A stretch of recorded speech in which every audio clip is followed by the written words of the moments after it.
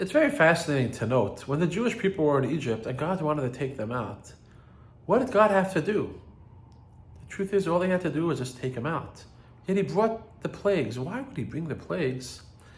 Our commentaries tell us that he brought the plagues to educate and to teach the Egyptians what is God and who is God. Because what was the challenge of the Egyptians? You see, the Egyptians, their challenge was not that they didn't believe in God.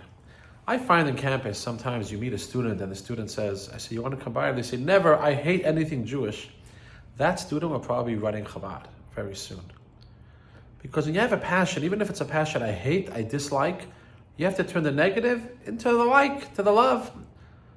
The biggest challenge, you meet someone and they say, I don't really care. Whatever. That's apathy. And that was the challenge of the Egyptians. They were extremely apathetic. They just didn't care. That's why for example, one of the plagues that God brought was the plague of blood. Why blood? Because the Egyptians were cold. Blood is passion. God telling them, you got to be passionate about God. You got to be passionate about doing God's will.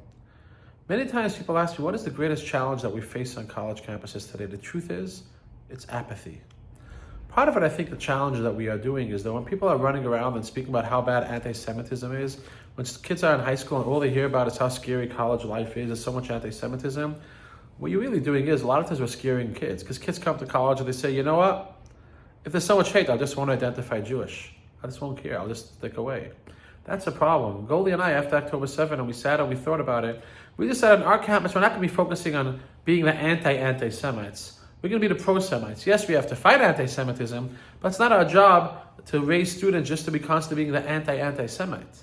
Our job is to not be identified with those that hate us, and that in turn makes us people close down and be apathetic. Our job is to be the pro-Semite, to build people to say, I am strong, I am proud, and I am great. And that's our message to every one of us in this week's portion and in life in general. Don't make your whole identity by fighting those that don't like you.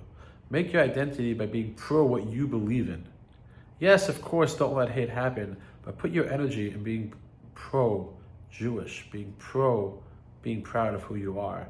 Just teach that with yourself, your friends, your families, that you'll see God's willing a much greater future. Shabbat Shalom, Am Yisrael Chai.